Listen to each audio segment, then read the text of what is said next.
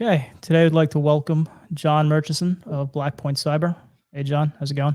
What's up, man? Thanks for having me. Same old. You want to just give us a little bit about yourself and Yeah, your company? yeah, absolutely. I think myself, I run the business, but I consider myself a tech guy at heart. I got started in this game kind of doing network engineering a long time ago, so more like this kind of Cisco route, and that kind of quickly led to getting into the intelligence community because I'm from upstate New York, came down here to go to school, and obviously in the Baltimore DC area, the intelligence community is a big employer. So I ended up spending 12 years at a national security agency in cyber operations. We call it CNO, right, which encompasses a lot, but really we were on the kind of foreign intelligence collection side of the house. So did that for a bunch of years, and at one point I got injured, bad enough that I couldn't really work on site for a while. And that's when I decided to launch what is Blackpoint Cyber today. And, really we primarily serve the MSP community. We're a cybersecurity software company, so we make our own detection platform, and then we deliver it as a managed detection and response kind of product and service at the end. So yeah, that's pretty much the real condensed version of me and what we do. Nice. Eric, anything you want to ask John over there? No, I'm sure I'll have a barrage of questions to ask soon enough. Sorry, I'm a little heavily distracted today, so we may see a tame version of me. I don't know. We'll see. That's no fun. We were just talking about the NetWalker and DarkSide stuff. What are your thoughts on them and how they've been operating, and what have you been seeing on your side of the world with it? Yeah, for us or me or Eric? For you, John. So obviously, the Rikes and NetWalkers, the dark side guys, what we saw a couple of interesting things. First up, leading up to the election, right? Because remember last March, if you listen to any cybersecurity vendor and their marketing team, the move from home has caused attacks to go through the roof. And I was thinking the whole time, that's bullshit. We're not seeing that at all. You're allowed to curse. Don't worry. I'm allowed to curse. All right, good. Oh, absolutely. Good. F-bomb away. I won't go full me, which is really unedited, but we didn't really see a material change in that time. We did come June, July, start seeing some of the mass ransom activity uptick a bit. But really August, September, October, I can tell you, at least from our experience, I don't know if these trends hold. We saw a 2,000% increase in responses we had to do. That meant bad guys in. They have domain admin creds. They're trying to spread through the network, and they're trying to tee up to mass ransomware, you guys. And, by and large, each of these groups, they might have their own kind of, I would say, kind of maybe vertical they focus on, right? To hit people. Like the dark side guys are known as the big game hunter types, right? So they're trying to look and understand like who has a lot of money, who can pay, and who can we really bring the pain to, where they're gonna pay because they want it to go away. We see that, but I would say by and large, from our experience in our SOC, so take it with the lens I'm looking at this through, what enabled most of these breaches from these groups that I saw were actually unpatched firewalls from those 2019 vulnerabilities and that I think it was SL vulnerability and the FortiGates and a whole bunch of other platforms that shared those libraries allowed the bad guys to essentially mass scan, identify, like we have a list of 50,000 IP addresses that are all vulnerable that was floating around the dark web by the bad guy groups. And that means any of those companies, you could hit that appliance, get the clear text username and password of anyone, a VPN. That's where the COVID effect, I think, amped it up a bit because so many people were remote. The admins were VPNing in all the time. And so really the bad guy rolls in as domain admin. And then all the groups almost do the same thing once they're in. They're kind of testing creds or testing shared drive bounce and then just getting ready to push out. I mean, I saw a little thing like we did an incident response because that's something else we do as well. So it wasn't a customer of ours. They got hit by the dark side group about 3 months ago. They wanted $13.5 million ransom. And this was about let's just call it 600 employee company and in the kind of, energy sector, similar to Colonial. And, that was a really interesting one because they actually deployed some code to turn off the next gen AV EDR that was running. So they had a little jump up code exploit technique where they were able to defeat that stuff. But really everything before that one kind of on the box technique was the typical really noisy testing creds, seeing where they can spread and getting ready to pop this real quick. I mean, honestly, I think nation states, anyone who, once you're in a network, a lot of the hack looks the same because you have all the same problems you have to solve as a bad guy generally. So when these guys were in there making noise, Yeah. before they shut off this vendor that is a next gen Kool-Aid, Yeah. why didn't they get caught? Well, we weren't protecting them for one, because I think we would have caught them pretty easily. We've caught this group many times and stopped them. I don't think they got caught because, like, I think, and I might be at odds with some other folks in the security community on this. So take it, just take this as my personal opinion. I always felt like no matter how many exploits or code execution techniques, backdoors, persistence techniques you have, we all love in the security world to nerd out on the tools and what did they use and what little technique in the weeds. But at the end of the day, you never have enough techniques to get a whole job done generally. And so much of hacking to me looks more like clever Windows domain administration, network engineering. So like a basic thing, you land in a network. I got to figure out, I'm at the guy is he at home? Is he at his real corporate network? Next thing I might do is I might trace route out to Google. Let's just see how many hops, right? See where my ICMP traffic's filtered. It tells me like, oh, maybe there's a, firewall device here. I might SSH the default gateway. See, do that even allow me? Is the Cisco shop? Do they have a banner on the Cisco device? That was an NSA recommendation I thought was really stupid, but it just tells you that, hey, you've landed in the right place. Good. Keep kicking ass. So I think if you're not looking for that gray area where techniques that are done all day long by IT professionals that are used by bad guys, you're going to only be successful if you catch the malicious tool set and not the operation itself. I think that's why. I think it's much higher level than that, where people are not doing simple fucking logging or monitoring the log. I mean, there's so many things that are, introduced into your network, from an edge perspective, from a firewall, from, your IIS, from whatever.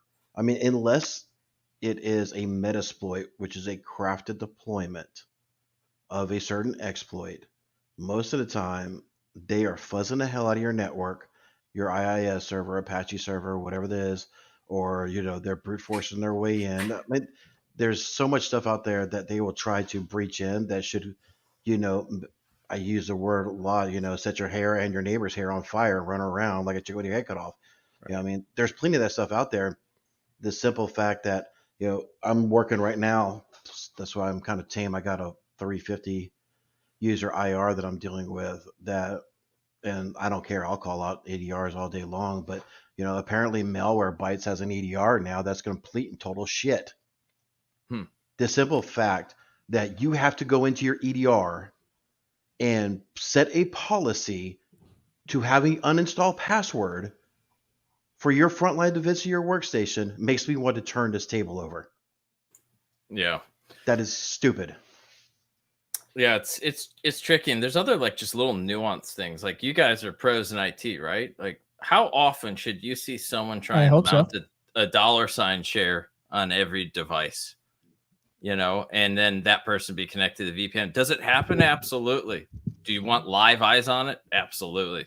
Right. And so, I just think in general, you won't catch these guys unless you have a really blended mix of the best you can at the kind of anti-malware detection. Like it's kind of binary. It's either picking up on some techniques or a known bad file or it's not, but then also a good live view into what we'd call, they're always privileged and they're always high consequence activities. One specific example I can think of is like, how a lot of the network monitoring products will use WMI remotely, right? So they off against the box, they ask questions. Like we don't like that model, right? But because if you don't do that and you're letting the agent, which is probably running a system, do that better, and you're not littering creds everywhere, when the bad guy goes to remotely execute a process on the remote machine, it looks almost identical to those kind of network monitoring tools. So they're bad running them that way for two reasons. One, you're littering creds and leaving Kerberos tokens and crap everywhere. And two, it makes the environment a lot noisier. And so you have to now start tuning it out. And because anytime someone's authing to a box with a privileged account and asking a process to run remotely, that is important stuff. That is stuff like if you're actually good at MDR, that's the type of stuff you have to have some live eyes on, I think. See, that reminds me back, and I guess this, you start kicking on some key points that derive my focus. So here comes full jackwagon mode. I remember back when, before ConnectWise bought out LabTech, and we was actually getting actual custom installations done on our servers, but there was a module in LabTech called Ignite.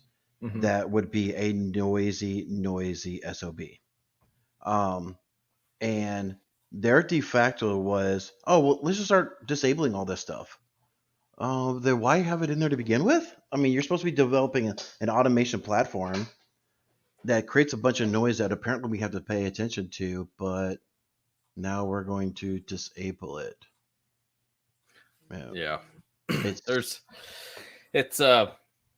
It's kind of a IT operations by default. You want maximum speed, maximum flexibility, and boy, some of those things run head into good security practices. It's tricky. It's but I think, again, back to my point, like I always felt, maybe I'm biased because I was more of a network guy. I was not a software engineer, and I feel like software engineers tend to be really good at the guys, fuzzing an application, finding code execution techniques, figuring out how to persist. But I did always find like the IT guys who were kind of steeped in hacker tradecraft were better at moving around a network. And that's why I felt like when you're doing a good, so if you ask a dev to go catch a hacker, it's good. They're almost all malware focused is what I've seen over the years. And I feel like you really want that blended mix because, the malicious tool set could be part of it. The code execution technique can be part of it, but there's so much that other part of the op that really looks like IT. And that's where the good practitioners will be able to know the difference. Speaking of that, I know DarkSide recently shut down, or they were shut down. Yeah. Let's get a trigger Eric here. But have you seen any new incidents by those people guys who use those techniques? Because I think they're just going to come back as a different name. Yeah, I don't know what the heck happened. I read the same stuff you did. I don't have any inside baseball. I thought the timing was kind of clever on it happening right after their probably most famous attack ever. Whether it's DarkSide or any of these other groups, I mean, to me, they all behave the same when you're in the network. Just maybe DarkSide spent more time researching their targets, I would say. So I would not be surprised if they come back in some other form or fashion or different name. I mean, I will say, like, I heard a lot of, I see like the Verizon breach report, phishing is the main source of infections and all this, which I totally agree. Like, there's a lot of that going on. The question is, through what lens? Is it like phishing is a vector to get into a network is the number one way you get ransomware? Or is that the number one way you get a malware detection with your AV? Because what we see is RDP and unpatched firewalls, at least in our SOC, are the number one way someone's in position attempting to mass ransomware you. Did you guys see many incidents via Pulse Secure? Tons. In fact, that was the most prevalent one. Are you still seeing them? Because I'm willing to bet a lot of them are not patched. Yes, we see them. We see them with all the vendors still. Are you seeing any with the OWA? Like through the whole exchange thing. Mm-hmm. We are definitely. I mean, we just onboarded a trial customer, and we're like, that our SOC doesn't even look at trial customers, but one of our automated analytics was like, this thing's owned, it's got web shells on it. So we're definitely seeing that. We didn't when the first day. I mean, they went wild. Like there was every box that was online was already popped and had some. Now no one was leveraging the access. We saw about 2 weeks later, people attempted to leverage. Well, they were trying. I mean, most of our customers, we had gotten them squared away in the first day or so of that stuff coming up. But we absolutely see all those techniques still happening. Is that something you guys do when you see a owned box, if they are not a trial customer? You guys go in and remediate, or do you need to ask permission, or How's Yeah, I that mean, work? for us, like when the R, the response side and MDR means everything to us. We actually mean it. Like we're killing processes, taking machines offline, doing whatever. In a case like the exchange exploit, that one is kind of like, hey, we'll show you exactly what to remove. We just don't have the capability to do all those custom sort of remediate, post breach remediation things. Why But not? The FBI did. yeah, well, yeah, they did. But we do. But yeah, I mean, we had all those knocked out like within 24 hours of it becoming public. So I think we were pretty on top of it, mostly because like there's a couple things, certain things, bad guys in, he's got creds, we're stopping him all day long. We just take action, and we've actually had to push in our customer base. We had a big issue. Normally you onboard with us, and then here's a response playbook you need to fill out, customer. Tell us the rules of engagement. We have some recommendations, but tell us what you want. I'll give you an example. Like, Shiv, maybe you're cool with me like popping Windows 7 or Windows 10 boxes, but don't touch my domain controllers, Blackpoint, right? Call me first.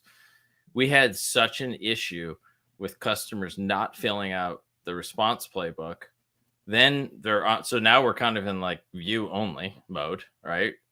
And then I'm getting woken up in the middle of the night. My VP of Threat Ops is like, hey, this house is about to burn down and we can't get a hold of anyone at the customer site. What are we going to do? And of course, I did what I thought was the ethical thing, which was to not let their house burn down, and we stopped it. So we've had to move to like default playbooks. Like you're going to have to work hard you're going to have to go out of your way to give us different rules of engagement, just because we were being too handcuffed, and it was happening almost weekly, where it's like, these guys are going to be mass ransomed. What do we do? Let it happen and say you didn't fill out the playbook, or do we save them? So it's been, a couple little nuances there we've had to deal with. Now, do you think that's related to the end client or the MSP? MSP. Yeah, because end client has no clue who, most of the time that we're involved, unless we were part of the sales, it was a bigger client or something. So yeah, it was always, I sympathize with you guys a lot, because not only are you running a crap ton of tools, you have a lot of networks to manage and a lot of users who are challenging to manage on a lot of networks with a lot of tools and a lot of vendors and billing and all that type of stuff. I think it's just purely like time. I think, I like to think Eric and I don't fall into that category, only because we don't have the vast number of tools most of these MSPs are using. Mm-hmm. But also at the same time, I think we vet our tools pretty well and make sure they're set up correctly. So yeah, number one, are you pitching a single pane of glass? Yes. All right. See you later. Yeah, yeah, I know. It really feels good to say, hey, I maybe misinvested and bought too many IT security tools, and now I'm not looking. Now I got a compliance thing. Now I got to get a single pane of glass log dumpster, and I'm going to bring it all together. That feels good, right? But it doesn't work very well in practice, to your point, Eric. So that's we jokingly call that the jazz hands of cybersecurity. Yeah, because you pop that friggin' thing, and you're like jazz hands, like, yeah, I got it everywhere. Woo! Yeah. Well, and it's really like, okay, now it's in here. So, okay, what's the next step? I got 10,000 logs. I'm trying to correlate all together. Now I got to pick which am I jumping into the EDR tool? Now I got to log into that, and then if you want to orchestrate, now I got to put an orchestration tool on top. Then the APIs change. And what happens, we've seen this over and over again. It's usually the larger companies that are trying to, align their cyber, security setup with some framework. And so they got the next gen VDR, they have the DNS tool, they got the firewall, they got the mail filtering tool, they got all these tools, and then they bring it into a SIEM and they realize no one's actually looking at the data, they can't manage it. So then they need a SIEM consulting company, and then they're like, oh, we need automation because that's how you're going to get out of this jam. And then they go buy a SOAR tool, which is like a if this then that, workflow type tool. Yeah. And what I found is they inevitably, I'm sure there's some that have pulled it off just because they have the resolve to stay with it and spend the money. But what I find is they spend more time building the damn mousetrap and tweaking the mousetrap than catching mice. And that's why it's cool to hear you guys saying you use less tools, because we're a huge believer in a much more lean but efficient and effective stack. It costs of goods sold better. You guys make more profit and it works better. You're not getting useless crap thrown at you. What are you guys? It's a big issue we see a lot. Are you guys doing anything with cloud services, like bringing in 365 logs? Yeah, we do have a 365 offering right now. In fact, we had an event with someone very close in our orbit who turned out to be a customer Friday night, and my deputy in SOC was in town from Florida, and so we were all sitting by the fire, the VP and director and me, and I get a call, from someone on my board, and yeah, we saved them from an event with that on Friday nights. How old is your 365 product? Because I think when we spoke the last time, it was either in dev or not really released. Yeah, we're leveraging some partner technology for that one. So it's been around for a while. But we've heavily modified a lot of, like, what actually caught this kind of breach on the back end was actually another analytic we ran that was bouncing logins off known bad proxy addresses and cloud addresses. So it wasn't something actually in that kind of that capability there. So we'll be continuing to invest heavily in that one. In fact, I just hired another developer, starts in a week, who's going to be focusing more on that. Because we see, like, if I take a step back and look at kind of the product ecosystem, like, so there's MDR, that's our normal thing. That's Snap Defense, that's kind of handles Azure environments, like the, hosted servers, and on-prem really well. So this hybrid environments well. Then the next bundle's kind of check the box stuff, right? Logging, compliance, file integrity monitoring, all that. That's our new product, Logic, which you'll see a public announcement in like 2 weeks on that one. So that's kind of like help make the auditors go away and be comfortable you got your crap together.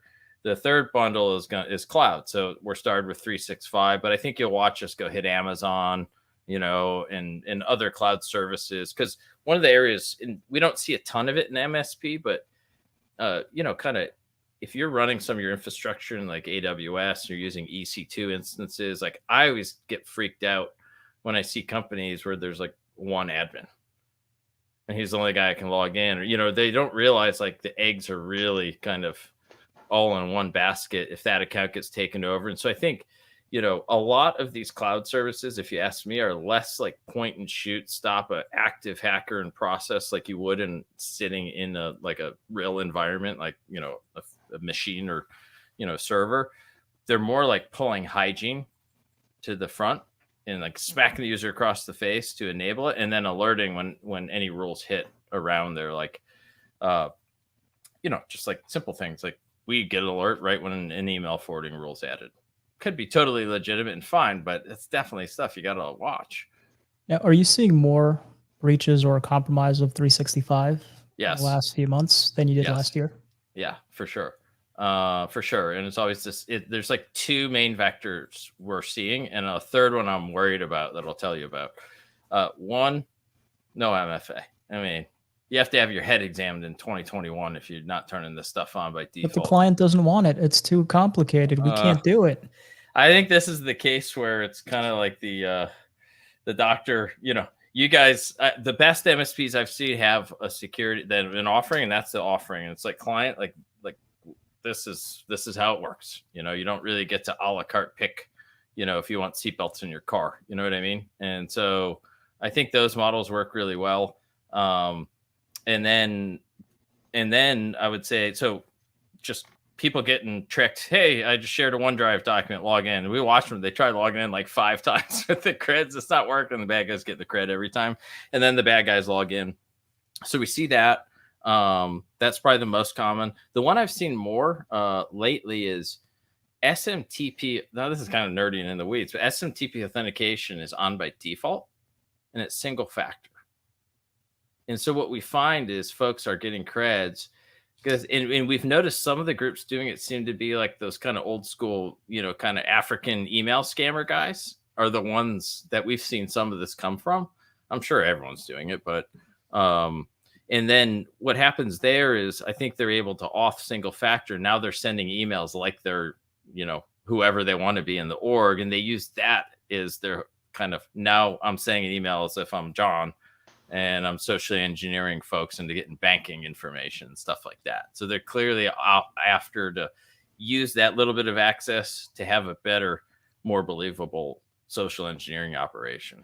So to talk on that, are you getting to a spot inside of your organization where you're going to start making a recommendation or at least alerting, users, your clients against the compliance manager in Microsoft 365 to whatever framework you want to? It's like, hey, Mr. Customer, or MSP, you got 6 tenants over here that are so far away from 871 Yeah. that I could drive 10 Mack trucks through this. You want to come over here and shore this thing up, or do you Yeah. offer a service to actually do that for them type stuff, or?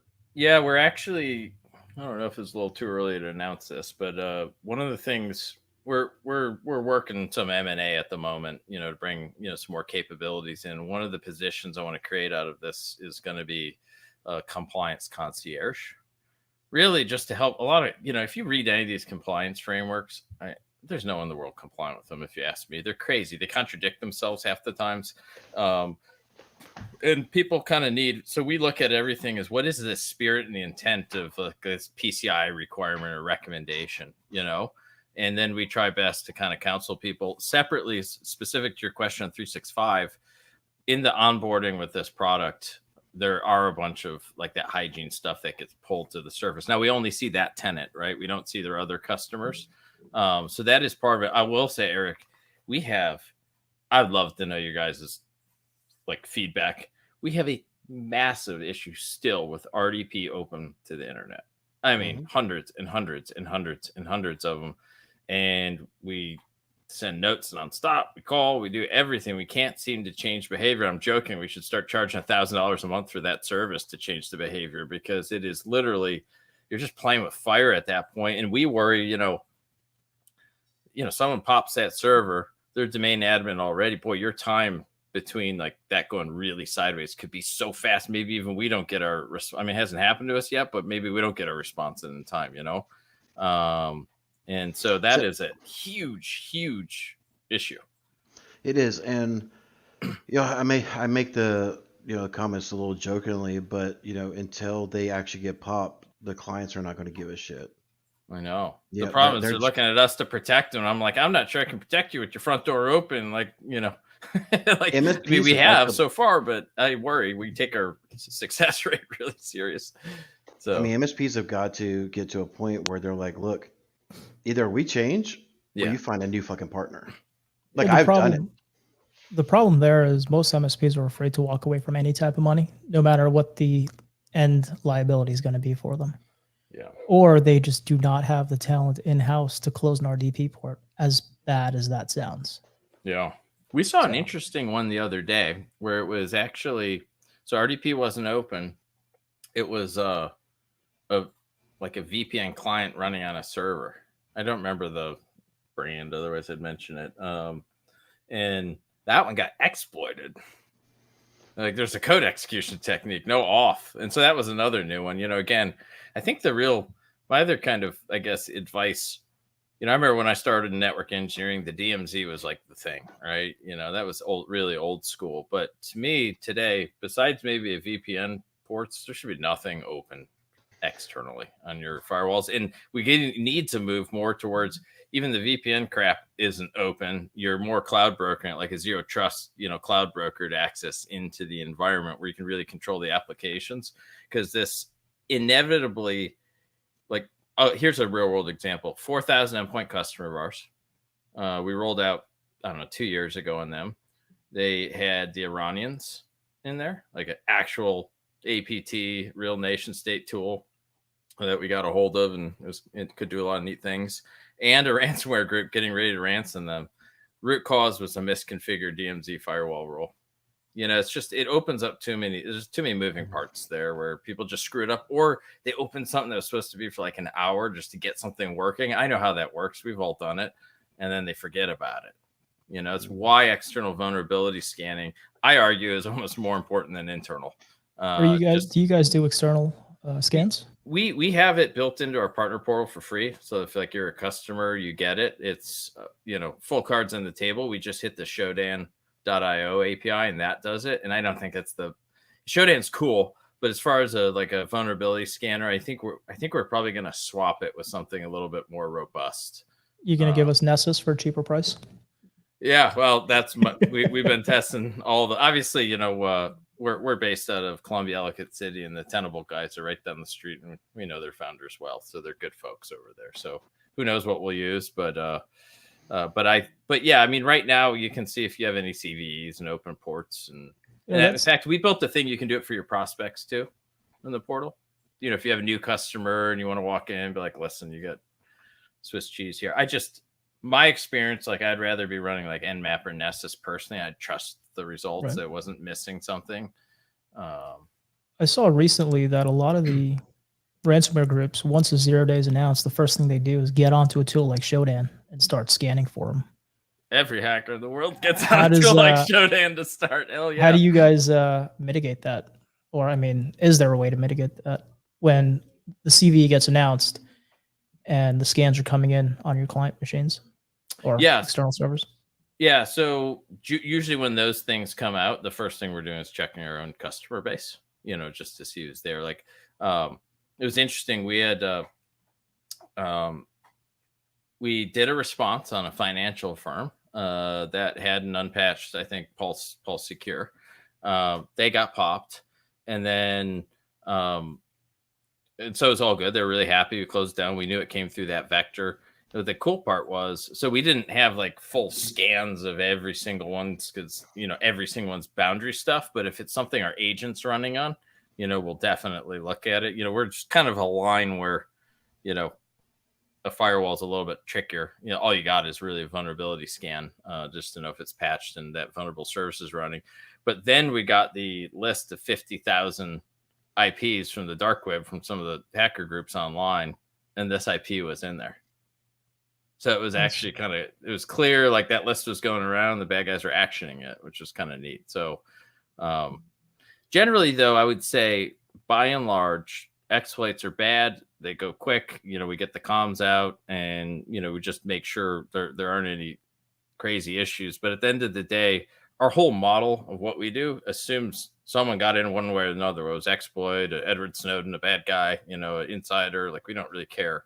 It's more about limiting that really bad damage. So I'm always willing to give up like one boundary device or one thing here, as long as the whole company doesn't get taken down, as long as you can catch those follow on, kind of the rest of the op.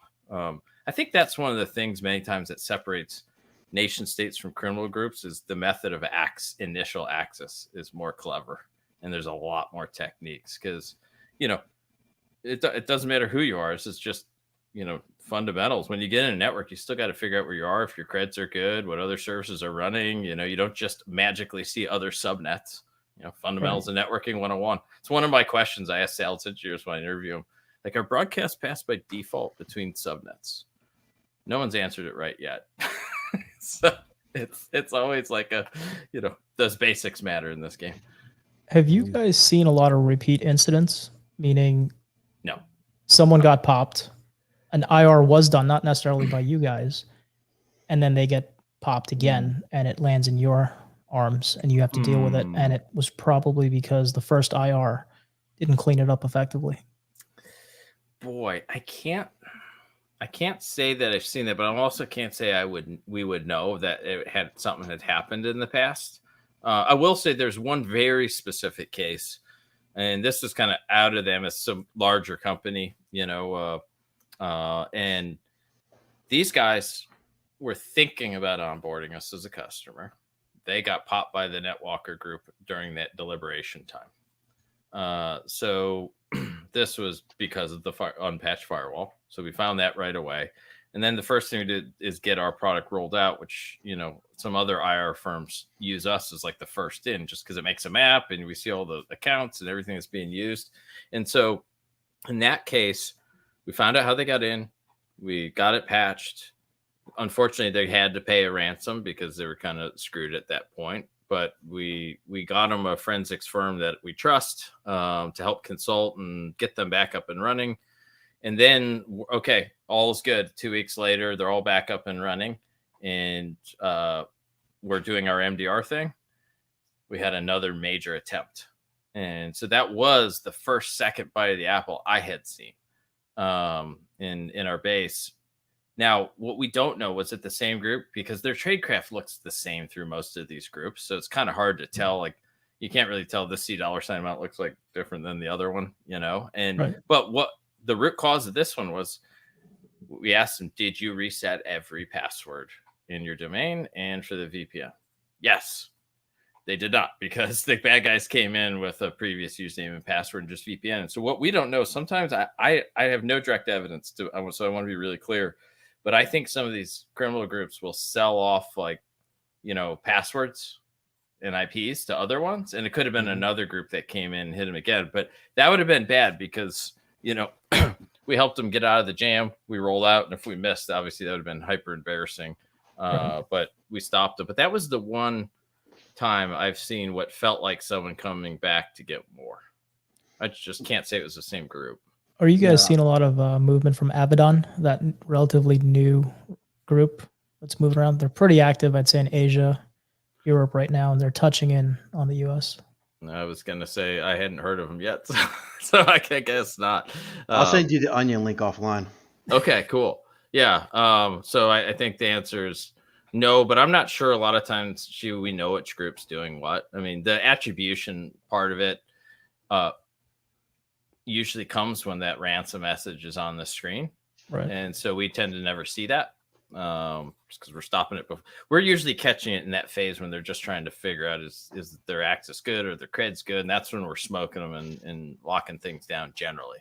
So we have a really hard time with attribution just because there's just not enough, they're using Angry IP Scanner or, Net Scanner or something like that. It's just benign stuff at that point. How are you guys figuring out if the firewalls are unpatched or have vulnerabilities on them? Usually it's vulnerability scan immediately and port scan.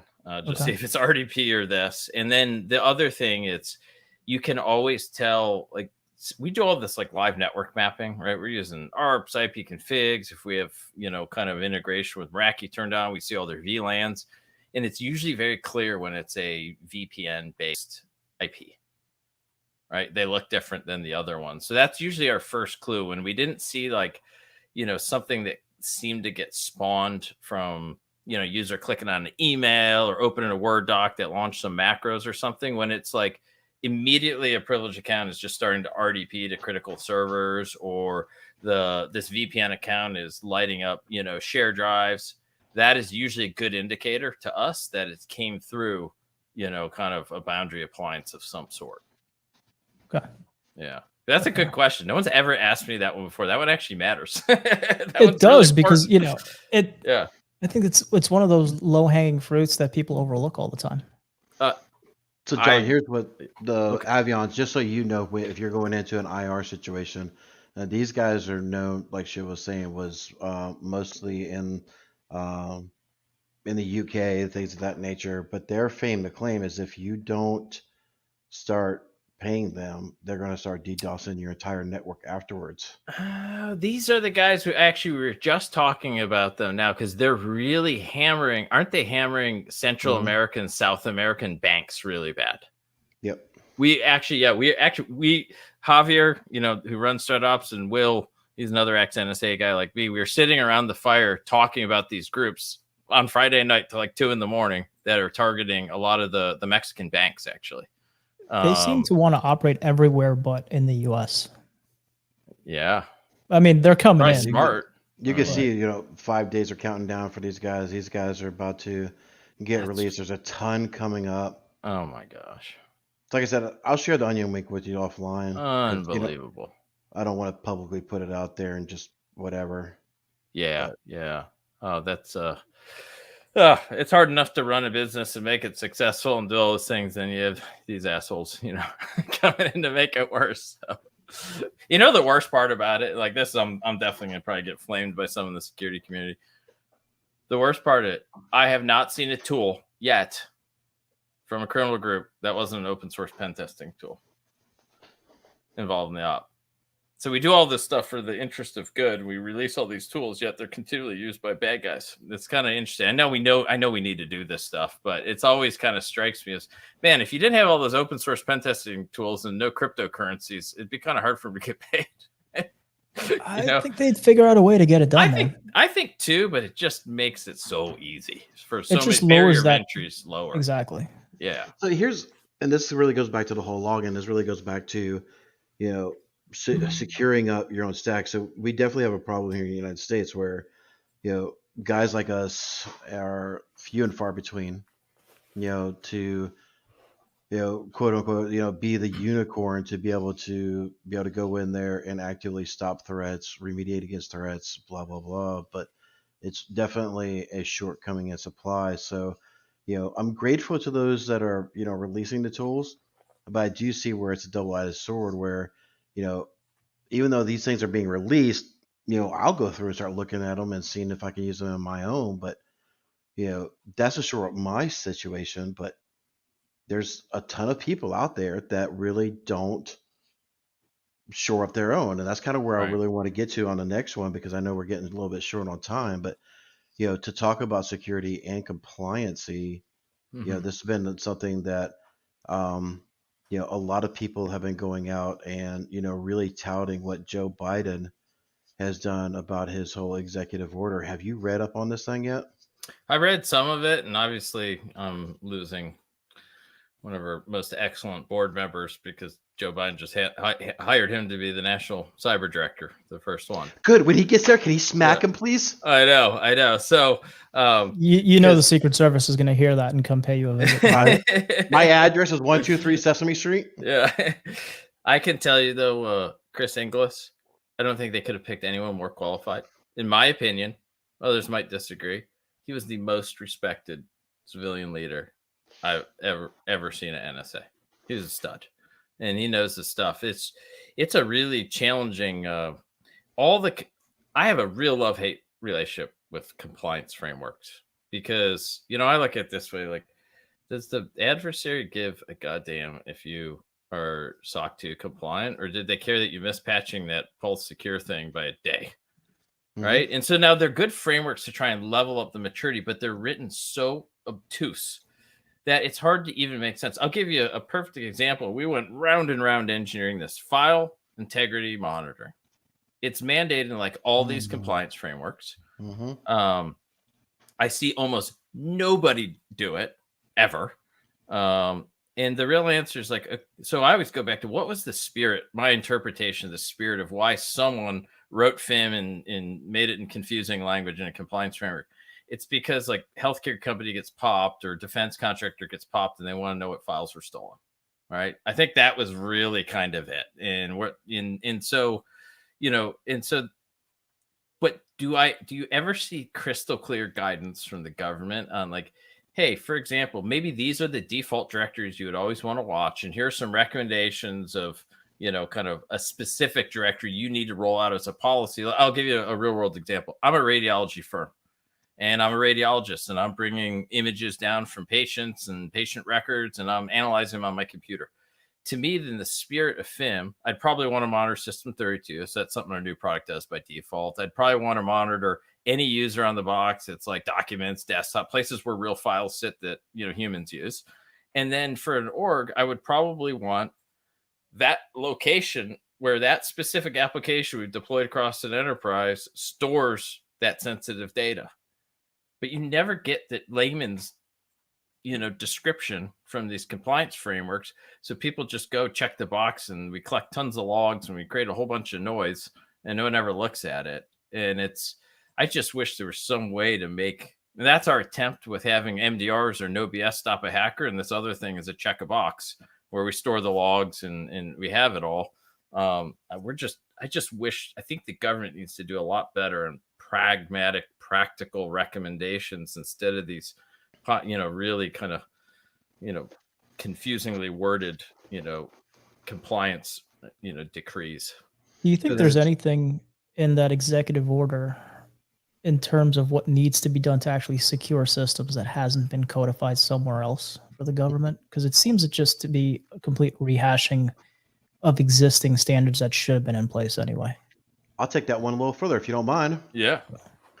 There's a bunch of executive orders where a bunch of people are going to go fucking sit in a corner and look at a bunch of shit and then supposedly write back, oh, we did these things. NIST is supposed to come up with a framework and then report back in 180 days. Well, motherfucker, they've already got 7 damn frameworks. I know. Pick one. A lot. You have 90 or 6 months to implement MFA. How about 6 fucking minutes? Yeah. How about that for a change? Yeah, I guess that's the thing. There needs to be these compliance frameworks. I don't know who writes them. It's clearly not cybersecurity guys, not real ones. It's the company selling the training and the setup Yeah. of the documentation. Because like some of them, I read it and I read it 3 times. Like, what in the hell are they trying? Like, what is the point of this? The great thing about it is, to interrupt you, because this is the parts where I really get triggered at. You know, if you go in there and look, depends on what crack you're smoking that day and who you're talking to. There's people who actually claim that this thing is going to impact MSPs. There's not a verbiage in there that applies to the public sector. So this would not have fixed SolarWinds or stopped it. It would not have fixed or stopped Colonial Pipeline or any damn thing other. It only applies to government entities and those who have a government contract or federal contract. You know, we've had a lot of internal discussions about, you know, just because we think about the stuff we came out of the government, you know, and it's like, to me, are there parts of the government where we have foreign nation states trying to hack them, steal data, hook them, disrupt them, make their life terrible? Yes, but the real battlefield seems to be against corporate America by criminal groups predominantly, and then some intellectual property theft, you know, and the government, the way they threat hunt still today to me is like so old school. It's unbelievable. I mean, it's, you know, and I think in all these compliance frameworks, if you read them, they would lead you down to the only tool I should ever run is a SIEM. You know, I should pump everything into that, and they create so much work. And it's like, you know, maybe go pick the last 10 really major notable breaches, like from big companies. I'm willing to bet they had an outsourced SIEM as a service. Like, I had an outsourced. How'd that work for you? I had an outsourced SOC and SIEM as a service that Eric was banging on the doors, and to this day they never figured it out. So yeah, I get it. And he loves that story. Yeah, that's the you know, that's just kind of that weird mix. But I don't know the right answer. I think it's a really hard problem, but we somehow need, like, you know, some just pragmatic, like, examples, like an exemplar. So here's a fictitious company. This is the compliance framework. These are the types of technologies, you know, don't name any vendors, that they rolled out and how.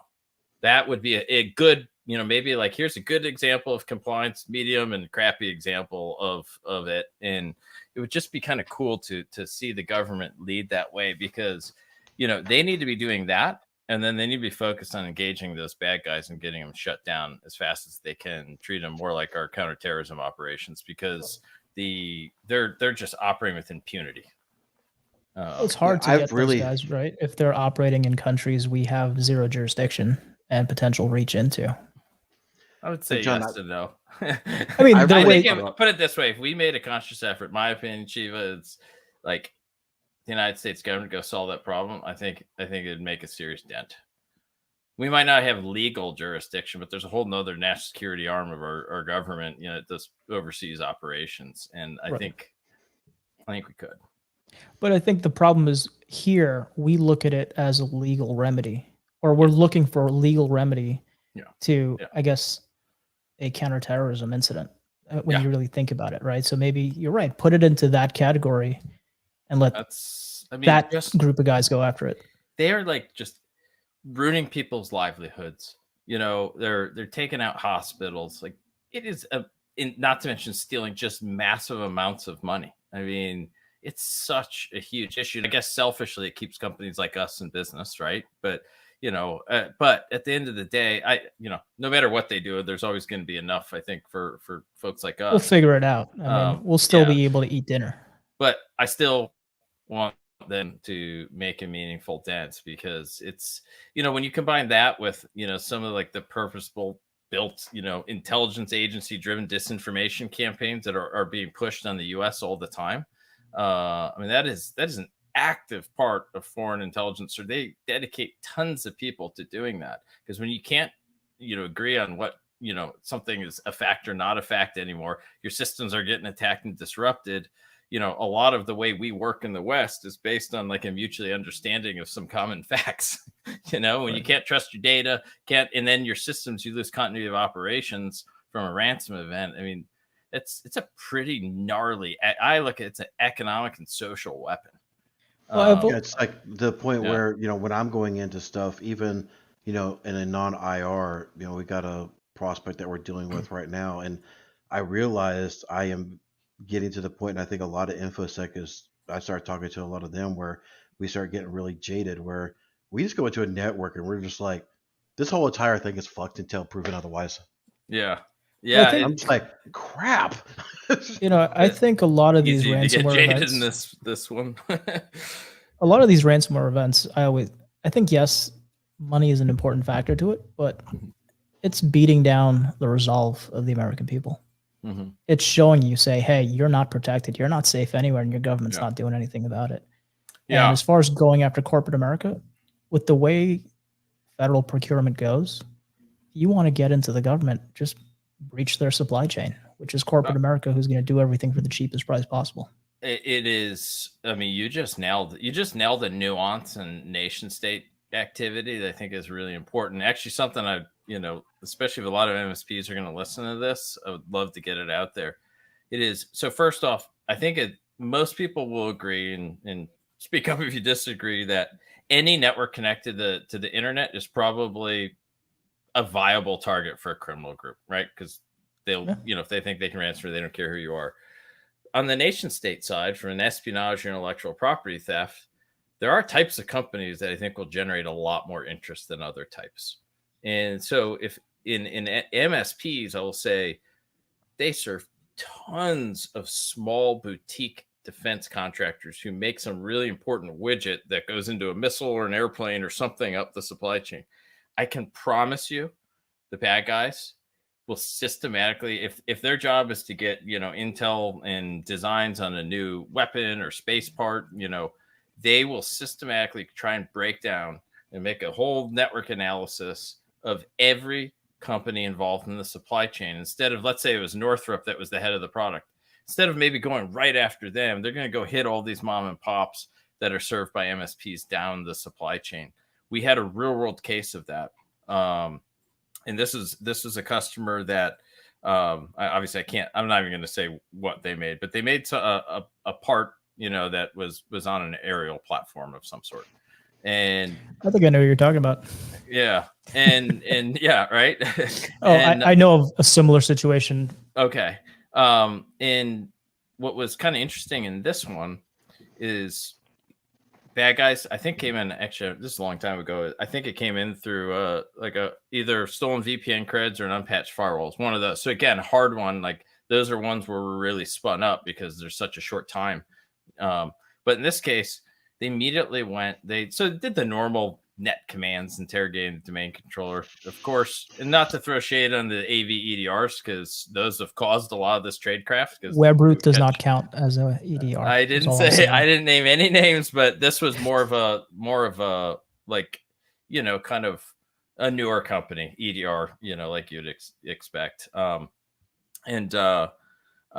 No alerts, but not surprising because they hadn't really done anything. There was no malware yet involved. So they interrogated the domain, but it went immediately to the CNC machine. So we stopped them right away. But I know damn well what they were after. That is where you get the AutoCAD files for the production part. On a legacy system. That embodies intellectual property theft 101 via cyber means. And so, that was we felt good about stopping that one. But I'm sure they're going to get targeted a ton of times. I mean, nation states, that's the other thing. They only have to they don't stop. They just every day you wake up and your job is do X. If you take SolarWinds from a 30,000 foot view and what happened to them, what you said very much makes exact sense. It really drives home to that. They will take the time to map out your entire network and get to the bottom of whatever they're after to get that information. So we've and got the social to be network. Yeah. Mm-hmm. I've got a question for you, John. You came from the government space, and I don't know if you can talk about this. All of our compliancy sets are public knowledge.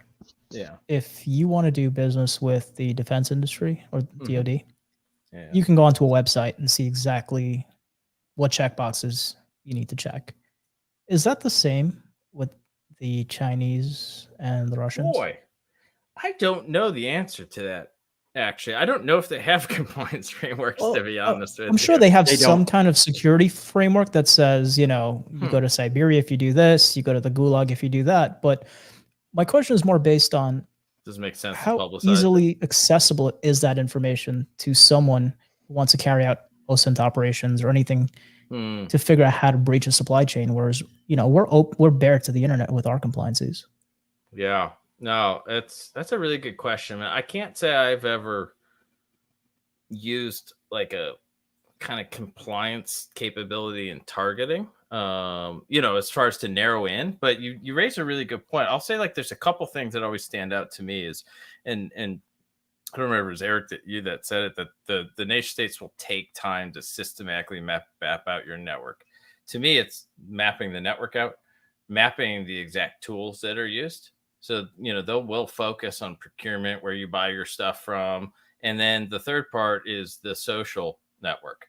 So they'll map out the org structure and where their online or you know, touch points are, where you can get open source intelligence.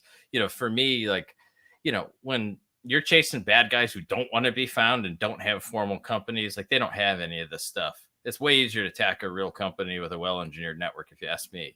And because they have a reason to communicate with the outside world. So I used to have a presentation I give sometimes and said, MSP, I want you to think of you and your customers, like think in 3 buckets, like those that create data, you know, that a bad guy might want to steal. So your intellectual property creators, those that control the environment. So it's UIT. And then those that have a reason to communicate with the outside world, sales, marketing, you know, finance, right? That's how a bad guy, many times, I think a sophisticated adversary will think about you, and then think about what you're putting online. So instead of maybe going to a compliance framework where I'd say, oh, they require the file integrity monitoring, I better not like touch this certain directory or something. I would be more trying to get, you know, I'd be more interested if I were a bad guy in the resumes of some of their employees, because IT guys write the tools they use on their resume, and the tools they use are what I would expect to run into when you get into the environment. And that's the type of stuff you think about, right? You know, so that's where, you know, when I see on LinkedIn, hey, I'm the head of Windows, I'm head Windows domain administrator for MSP XYZ. We run 2008 server, 2012, Kaseya or whatever for our, kind of RMM tool. They start listing all that down, and that's the stuff I want to counsel them. Like, guys, first off, that's private information, I think. And 2, there's no need for that to be on the internet. So it's free to do a little audit and maybe have a policy on your social media, so you're not telling the bad guys what you're running. It's another reason, like, I know we have, some customers that talk publicly about us, but we don't try to make a huge habit of dragging around every notable customer to say they're using Blackpoint, because all I'm just doing is telling the bad guys because we did a response, was running 2 AVs, and this was a Swiss cheese network. So the bad guys had free, they could come in and out like the firewall. There's so many holes. There's domain controllers they didn't even know about. We stopped wave 1 because they tried to hit every server, right? In this particular, municipality. And we stopped it. 2 hours later, wave 2 came back. But you know which 2 commands we saw them attempting to execute to defeat the 2 AVs, because they thought that's who it was. Okay. And so I like preserving a little bit of the element of surprise on the response side. I think all those lessons, that whole was it the combined arms sort of dilemma that the Marine Corps really honed after World War II and beyond, is all those lessons learned directly apply to offensive or defensive cyber operations, in my opinion. What's your take, or your policy for your employees on social media? For me, they're not allowed to post that they work here. Yeah, I think for us, our policies are more geared on, you can't talk about the type of stuff we're running, just because everyone's on LinkedIn, so you're going to find them. Even the fakes. There. Huh? Even the fakes. The fakes, yeah, probably. I found someone tried to add me who runs cybersecurity conferences in the UK, and he has a striking resemblance to Tom Colicchio from Top Chef. Oh, weird. And when you take his picture and you do a reverse image search, it only brings up Tom Colicchio. That's hilarious. I was on Clubhouse in a cybersecurity AMA last week, and there was an attorney in there. Yeah. From the State Risk Board of Massachusetts. Right. didn't sound like an attorney with their measured approach and how they speak. Profile littered with typos. Took a screenshot, sent it to her actual work email address in Massachusetts. Right. And she's like, yeah, no, that's not me. I'm like, well, you should probably take care of that. Wow. Yeah, I will say I'm a little bit appalled at some of the groups. When I see groups on LinkedIn of former intelligence professionals, or so that one, okay, it's former. The one that really gets me is the one I saw one that was cybersecurity professionals for critical infrastructure. And so, like, if you wanted like one location, and there was like 1,600 members or something crazy last time I looked. I mean, talk about a collection of one, human assets to go work on, develop if you're a foreign nation state adversary intelligence org, and two, who probably has like highly privileged keys to the kingdom in those environments. Well, there you go. You don't have to look very far because they just told you, and there's a whole collection of them. And that's how you can infiltrate the social circle, Yeah. And this type of shit, it's just like, unfortunately in our industry, as you guys know, there are very, very, very few cybersecurity professionals that have ever actually been the bad guy for a living because it's illegal, right? Unless you work for the government or something like that. And so I think there's just that a little kind of slice of knowledge that's missing on the pragmatic targeting side, because if you've never targeted someone or an organization before, you just don't think of certain things like that would probably be a bad idea to make a collection of the people and a list of everyone who's responsible for securing major utilities and all this other stuff. Everyone wants to be heard these days, right? So that they're joining those groups like it's going out of style. I mean, it took me forever to ever say it was ex-NSA, to be honest with you. But I mean, at some point it'll be the worst kept secret in the world. So it is what it is. Yeah. Well, if we ever get back around to having Cokes and beer and all that stuff, I'll tell you about some of my exploits, and I'll be one other person you'll know that was a bad person before they went good. Yeah. No, well, I knew the first time we met, the questions you're asking was coming from experience, so it made it easy to say. Cool. Good. We can have an honest conversation. I'm not going to be asked about the next how our sweet AI machine learning is solving all of hacking's problems. I think it just got triggered in so many different ways. So AI is the easiest way to trigger either one of us, because it's just same. I love it where it works. Misapplied. But let's not claim it's magic, because 90% of these next gen AI alerts that come into our SOC, we have tons of integrations, are all false positives. It's all if thens. I mean, you said it earlier. Yeah. I have one last question for you. Yeah. Are you guys doing anything with monitoring how enterprise applications within Office 365 That was operate? the part I wanted to bring up, actually. I remember I mentioned 3 things with 365, and like an idiot, I said because that's my hot button for 365. No one audits those things. Yes, the answer is yes. In fact, we have it set up too, so we get alerts. So there's a couple things I think this is going to be one of the worst attack vectors moving forward for and by worst you mean best for the bad guy. Yeah, exactly. And it goes as follows. For those that aren't familiar, whoever's watching, when you by default, any user in 365, at least last time I looked personally myself, could say, hey, we use HubSpot for CRM, right? I want to integrate HubSpot in my calendar or something. And so log in with your 365 creds and magic happens. It's integrated. Behind the scenes, you're literally giving that application whatever permissions it asks for up to your level of permissions. Mm-hmm. And so the by default, it is the most beautiful opportunity for socially engineering a bad enterprise app into an org that can touch all of their OneDrive stuff and you name it. And so that is a huge concern. So step one is you can definitely immediately set that so only admins can do it. And anytime someone asks, it emails all the admins. So that's like a free step you do instantly. We, through the 365 tool, do get alerts when these things, in theory, are added. But I think we saw that one with the kind of larger outfall of the SolarWinds attack. I think they leveraged some of that capability. And I just think it's just so ripe for really bad things to happen. Then you get in this whole game where you can start, executing PowerShell back in the on-prem from the cloud stuff, and it can be a runaway train real quick. So I'm glad you brought that up, because it is single-handedly one of my biggest fears right now. And I think 99% of companies or more would never catch it, ever, if you ask me.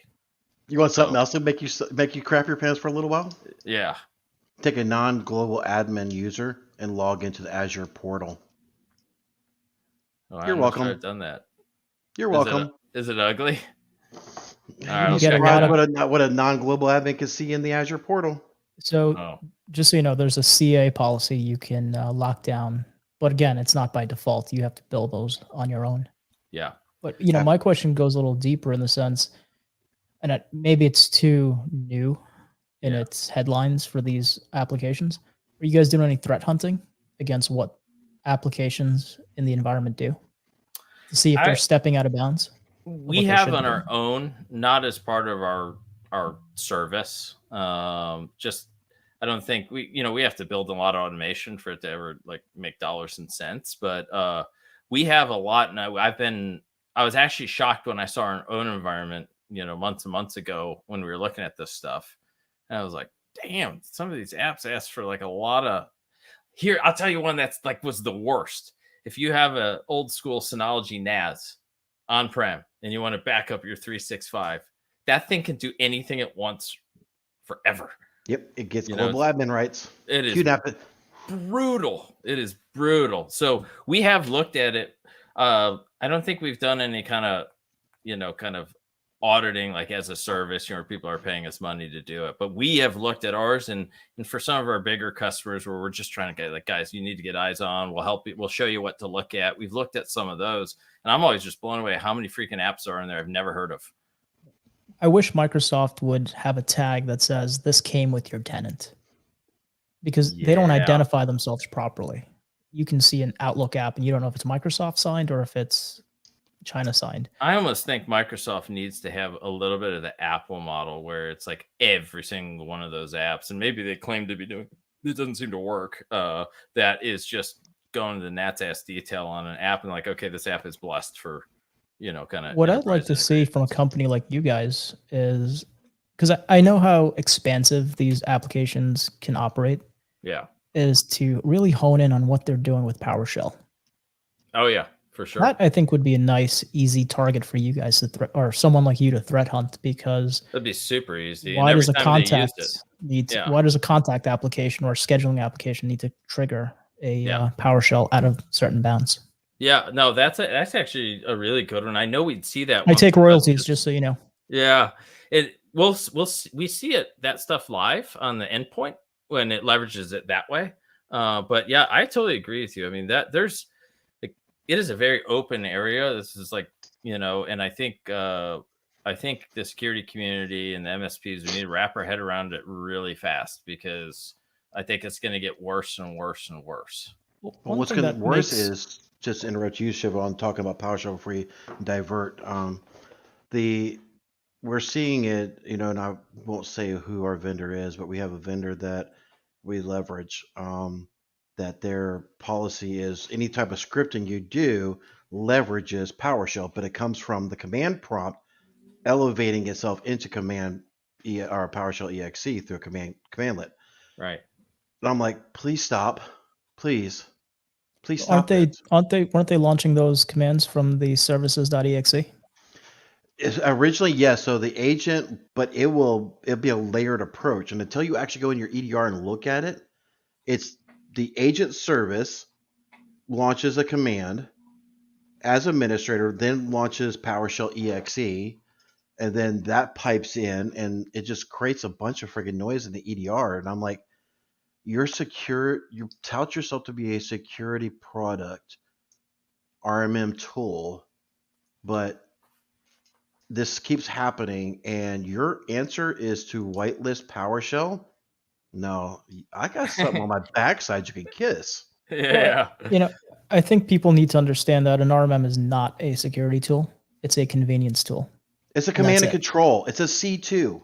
But it's a convenience factor. It's nothing more. It gives it gives the MSP that extensibility to operate across 1,000 endpoints with one technician as opposed to 100 endpoints with one technician. So nothing on the market was built with security in mind, in my opinion. Yeah, I would agree. We see a lot. In fact, we can't really automate it because there's too many variables in it, but we've had to build an alert for folks that write custom scripts that they deploy via their RMM, and we kept seeing, because we were getting all the command line arguments and stuff. We kept seeing Are you getting plain text passwords? Yep. And so it was like, oh my God, guys, no, stop this. Don't do this. So we've made, that's a formal alert now. Guys, we're seeing clear text passwords. So you might want to not do it this way, because any bad guy that gets on now, it's going to go look for that, turn on that extra auditing in the event logs and get it themselves. And well, speaking of event logs, Eric, didn't you find a threat actor that was deleting the event logs? Yeah, Re-Evil actually is now deleting event logs again.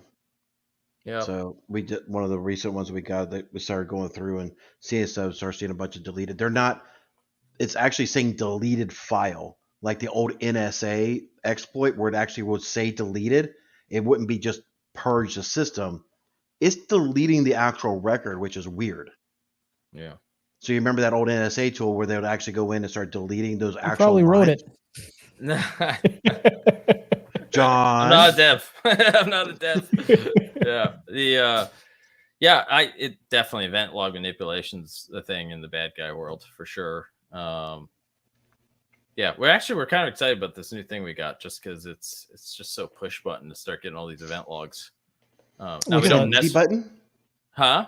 You got an easy button? Well, it's kind of an easy button. This is our new logic project. So we're not selling it independently because we're afraid folks are going to try and claim this is, the next thing to stop hackers. It's really geared at storing the data you need to check compliance boxes and then auto mapping the answers into a whole TurboTax like framework to say, because you have MDR, this requirement's checked for the following reason. Because we're collecting file integrity monitoring events, this thing's checked. So the idea is you have MDR, your agents are out there, you press a button, and then it'll be doing file integrity monitoring, Windows event log collection, and then depending on where you want it, you can also say start a syslog, service so that you can capture that, and then it basically shits all that data in a real efficient, compressed way up to the cloud, and then we'll store it really cheap. And we're not charging events per second. And then the kind of final output is this UI that you can say, I need to be CMMC level 3.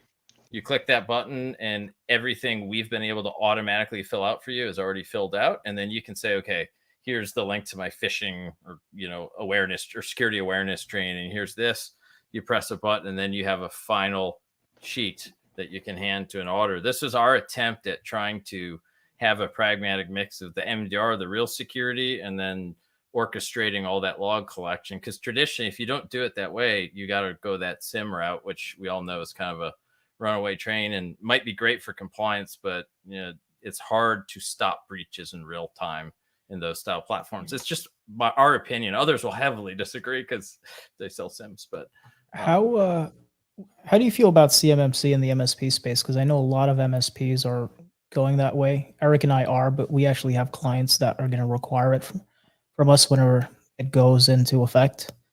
I think anyone serving the government is going to have to deal with it one way or another. And I think that there's a real need, and just based on what you just said, there's a real need for our tools to at least be able to map to CMMC. Yes. Maybe you won't be certified or what have you, but at least you'll know where you stand.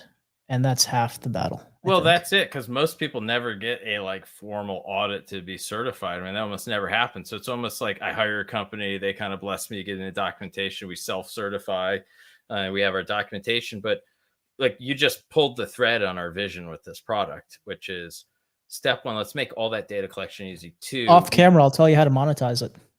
Okay, cool. Well, we have our pricing model, so we'll see if it works. But but as we keep adding more integrations, what we want to do is we'll know, okay, our MDR covers this, our Snap agent covers this, our log collection covers this. Oh, you have Sentinel-1? Cool. It's already integrated because we have an API integration that auto checks these boxes. CrowdStrike? You got anything with them? So our plan is to do it with them this year. It's actually been kind of slow to get them to kind of No, respond on the CrowdStrike API not side. replying to people quickly. That doesn't Yeah. happen.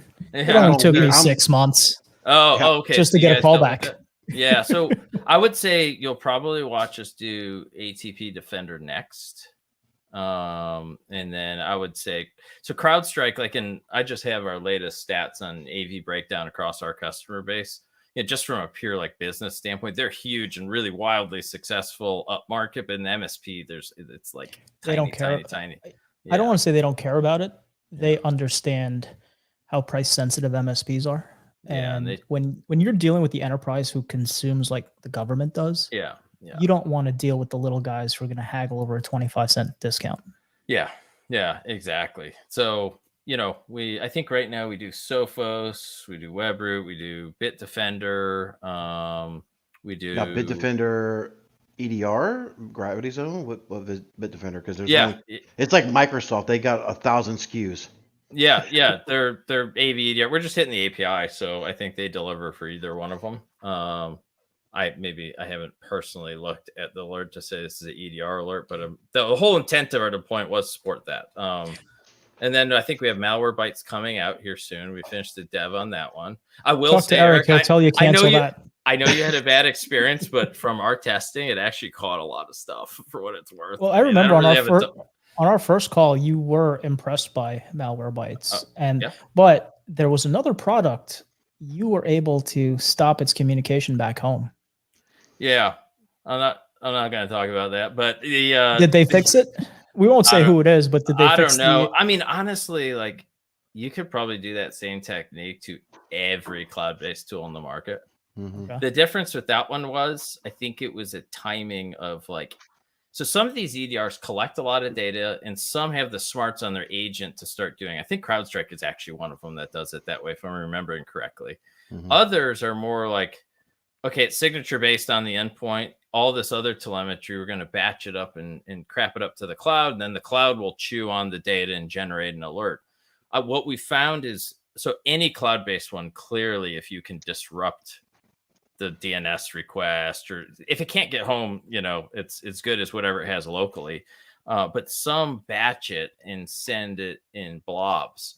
And it's just that little window of delay that I think opens that one up, because that tool that you're talking about actually caught the most stuff from what we've seen, but it did have a, just a kind of a concept in there. But I would say all of them are there's a few in there that are kind of clearly have a lot of marketing, but what has caused bad guys to move so much live off the land is actually because the AVs got good at catching their persistence techniques or this and that. Not all of them, but it just forced them well, we can't be so absurdly sloppy on our malware where all we have to do is just change a PE header and we're back in business again.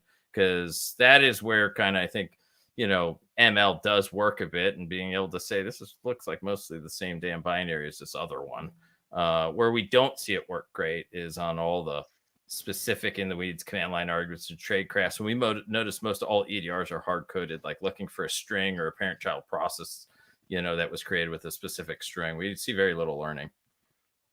That's us. I'm sure they'll come correct me, but I just haven't seen it. So it's been my experience. Yeah. All right. We're coming up on time here, so I do want to be mindful of your time. Yeah, no, I appreciate it. This is fun. I had no idea what to expect. This is cool. I want to do more of this. I thought there'd be more cursing, but oh well. Again, I am sidetracked on other issues, so. Do you want to tell people how to get in touch with you and your team over at Blackpoint? Yeah. Other than buying it through me and Eric, but Exactly. Yeah. Either. If you're interested to learn more, just go to blackpointcyber.com. You can schedule, a meeting. You won't be able to just instantly get access to our UI. We have a couple checks and gating items, to get there. But free trial.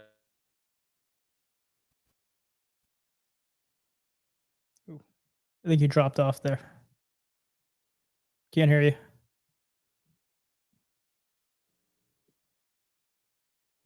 Can't hear you.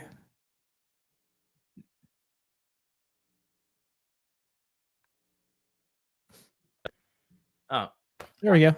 Yes. We'll do some post-production. I just learned something.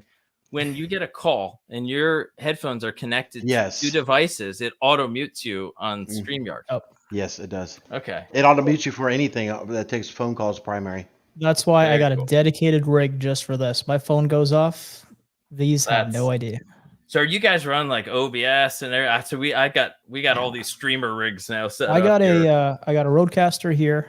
Oh, nice. And just camera, headset, microphone, and that's it. But, Yeah, the audio quality is fantastic. Yeah. On but your- no, if you want to just tell people how to reach you guys, I'll just okay. edit in Yeah. So post-production. if you're interested to learn more, do a free trial, do a little ransomware simulation tool, just go to blackpointcyber.com and you can set up a time immediately with one of our reps and sales engineers, and they'll do the dog and pony show. Sounds good. Eric, Awesome. anything else? Damn it, that was good. All right. Thank you guys. Awesome, guys. Thank you. See ya.